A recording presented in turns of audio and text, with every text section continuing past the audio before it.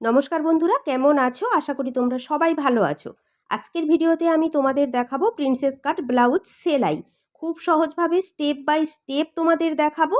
আশা করি মন দিয়ে ভিডিওটি দেখলে তোমরা শিখতে পারবে। ব্লাউজের মধ্যে পাইপিং কিভাবে লাগাতে হয় সেটাও তোমাদের দেখিয়ে দেবো। তার জন্য সম্পূর্ণ ভিডিও দেখো।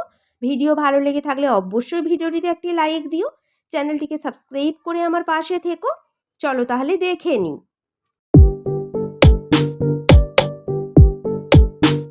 দেখো তাহলে প্রথমে সামনের পার্ট রেডি করে নেবো। সরু পার্ট দুটো মিডিলে রাখবে, আর চওড়া যে ছোট পার্ট দুটো কিন্তু দুটো সাইডে এইভাবে বসিয়ে কিন্তু তোমরা একবার মিলিয়ে ভালো করে দেখে নেবে, তাহলে তোমাদের সুবিধা হবে।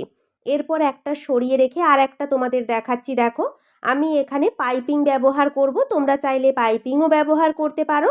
আর যদি পাইপিং না ব্যবহার করো তাহলে দেখো ঠিক এইভাবে সরু পাটের সাথে সাইডের চওড়া পাট সোজা পাটের ওপর সোজা পাট উঠিয়ে রাখবে। নিচের দিক থেকে সেলাই শুরু করে আরমোল পর্যন্ত সেলাইটা করে নিতে হবে। 1/2 ইঞ্চি কাপড় ধরে সেলাই করার পর ওপর দিয়ে চাপ সেলাই দিয়ে নিলেই কিন্তু হয়ে যাবে। বুঝতে পেরেছো নিশ্চয়ই? নিচের দিক থেকেই সেলাই শুরু করবে। কাপড় যদি ছোট বড় হয়, আরমোলের দিকে ছোট বড় হবে, তখন তোমরা সমান করে কাটিং করে নেবে। এইভাবেই সেলাইটা করতে হয়। এরপর চলো তাহলে পাইপিং লাগিয়ে তোমাদের একবার দেখিয়ে দেবো। পাইপিংয়ের কিন্তু সোজা উল্টো রয়েছে। সোজা দিক ওপরের দিকে থাকবে আর উল্টো দিক থাকবে নিচের দিকে, আর দুটো সেলাই রয়েছে। পাইপিংয়ের ভেতরে যে দড়ি লাগানো রয়েছে, একেবারে দড়ির গা বরাবর সেলাইটা দিয়েই কিন্তু তোমাদেরকে সেলাইটা করতে হবে। বেশি দূর দিয়ে কিন্তু এখানে সেলাই করলে চলবে না, একেবারে দড়ির গা বরাবর সেলাই করবে। তোমরা যদি চাও এখানে সিঙ্গেল চাপও ব্যবহার করতে পারো। আমি এখানে ডবল চাপেই সেলাইটা করে নিচ্ছি। ডবল চাপেও কিন্তু সেলাইটা করা যায়। খুব ধীরে ধীরে কিন্তু হালকা হাতে তোমরা সেলাই করবে, বেশি তাড়াহুড়ো করবে না। পাইপিং সেলাই করতে গেলে কিন্তু একটু ধীরে ধীরে সেলাই করতে হবে। দেখো তাহলে ঠিক এইভাবেই সম্পূর্ণ সেলাইটা করে নেব। দেখো তাহলে সেলাইটা দিয়ে নিয়েছি। এরপর তোমাদের কাছ থেকে দেখাচ্ছি। দেখো একেবারে দড়ির গা বরাবর কিন্তু সেলাইটা করেছি। এরপর যেটা করতে হবে, উল্টো সাইডে ভেতরে যে এক্সট্রা কাপড় রয়েছে, এক্সট্রা কাপড় এইভাবে কাটিং করে নেবে। নেওয়ার পর তোমরা পাইপিংটা উল্টো সাইডে ঘুরিয়ে হাত দিয়ে একটু ভালো করে প্রেস করে নেবে। দেখো এইভাবে সেট করে নেবে। নেওয়ার পর যেটা করব, দেখো সাইডের পার্টটা আমাদেরকে সেলাই করতে হবে। তার জন্য সাইডের পার্টটা নিয়ে নেবো। নেওয়ার পর সাইডে এইভাবে 1/2 ইঞ্চি বরাবর তোমরা চাইলে কিন্তু প্রথমে চক দিয়ে একটা দাগ দিয়ে নেবে, তাহলে তোমাদের সেলাই করতে সুবিধা হবে।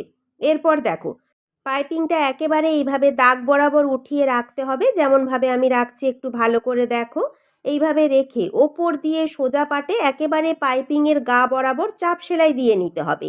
কিভাবে সেলাই করছি একটু লক্ষ্য করে তোমরা দেখো। হালকা হাতে সেলাই করবে, যেহেতু এখানে রাউন্ড রয়েছে। ধীরে ধীরে একেবারে কাপড় টানবে না, কোনো রকম কাপড় না টেনে হালকা হাতে সম্পূর্ণ চাপ সেলাই দিয়ে এখানে সেলাইটা করে নেব। দেখো তাহলে সম্পূর্ণ সেলাই আমি এখানে দিয়ে নিয়েছি।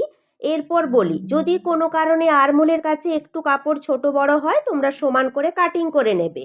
এরপর যেটা করব, এখানে একটা চাপ সেলাই দিয়েছি, আরও এক পাদানি ছেড়ে আরও একটা চাপ সেলাই দিয়ে নেবো, তাহলে কাপড়টা সুন্দরভাবে সেট হয়ে বসে যাবে।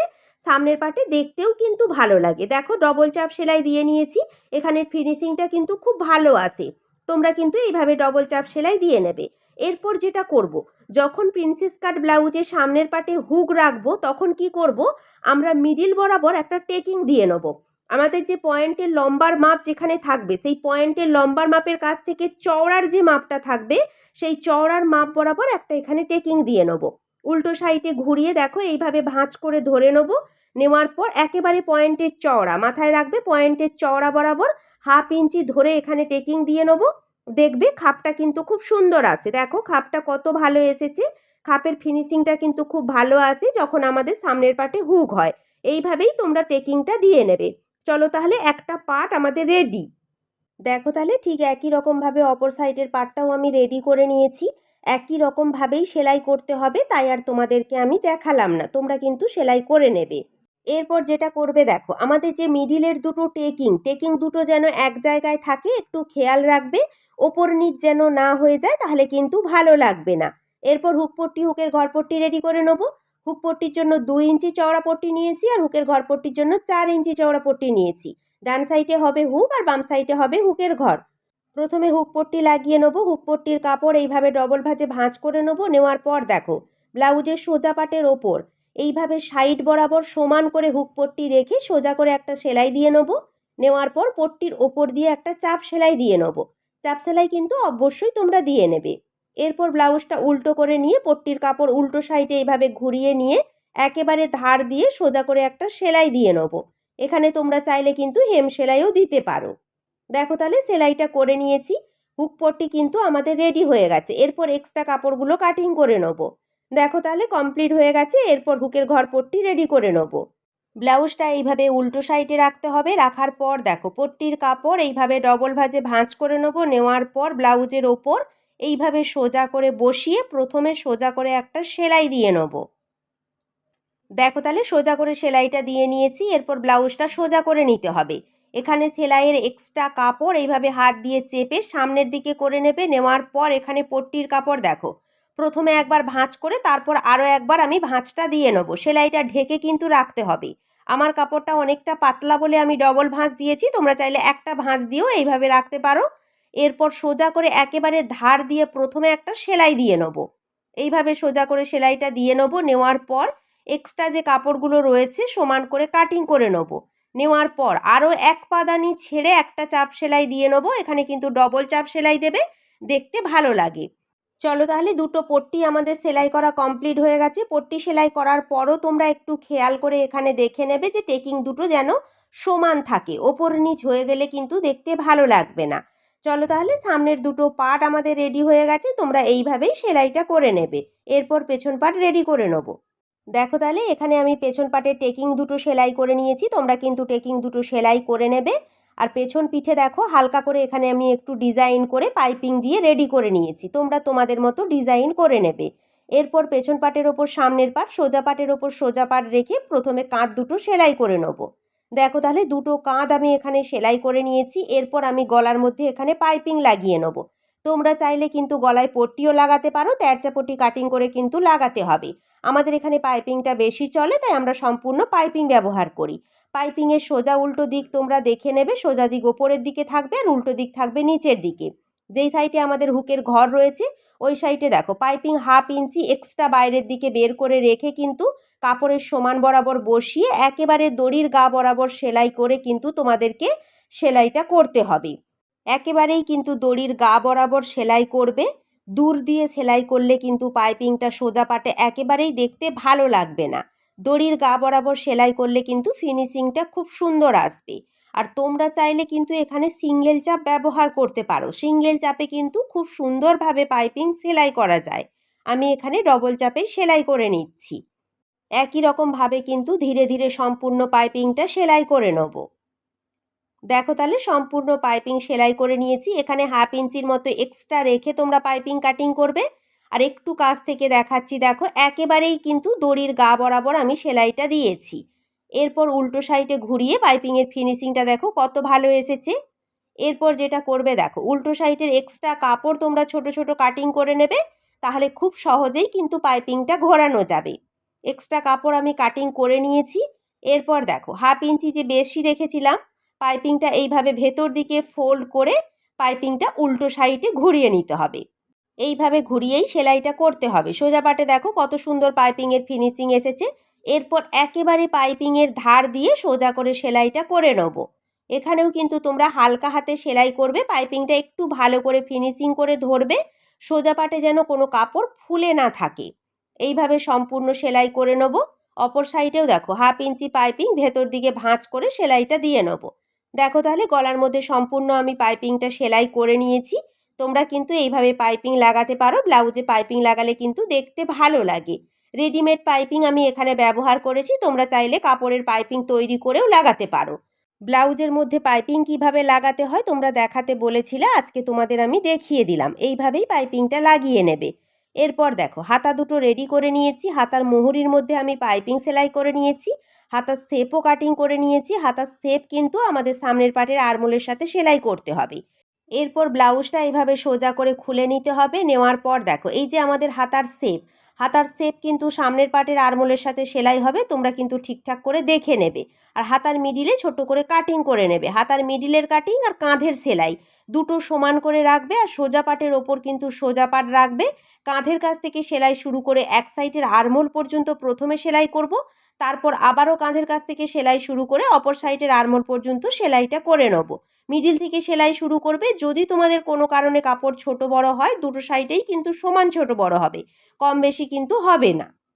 হালকা হাতে সেলাই করবে, কোনো কাপড় এখানে টানবে না। ধীরে ধীরে সম্পূর্ণ হাতাটা এইভাবে সেলাই করে নিতে হবে। দেখো তাহলে এক সাইড সেলাই করে নিয়েছি, আবারও কাঁধের কাছ থেকে সেলাই শুরু করে অপর সাইডের আরমোল পর্যন্ত সেলাই করে নেব। একই রকমভাবেই কিন্তু তোমরা 1/2 ইঞ্চি কাপড় ধরে হালকা হাতে সেলাই করবে। দেখো তাহলে সম্পূর্ণ সেলাই করে নিয়েছি। এরপর এক সাইডের আরমোল থেকে সেলাই শুরু করে অপর সাইডের আরমোল পর্যন্ত এখানে আমি ডবল সেলাই দিয়ে নেব। অবশ্যই করে কিন্তু তোমরা ডবল সেলাই দিয়ে নেবে। দেখো তাহলে দুটো হাতা সেলাই করে নিয়েছি, একই রকমভাবেই সেলাই হবে, তোমরা কিন্তু সেলাইটা দিয়ে নেবে।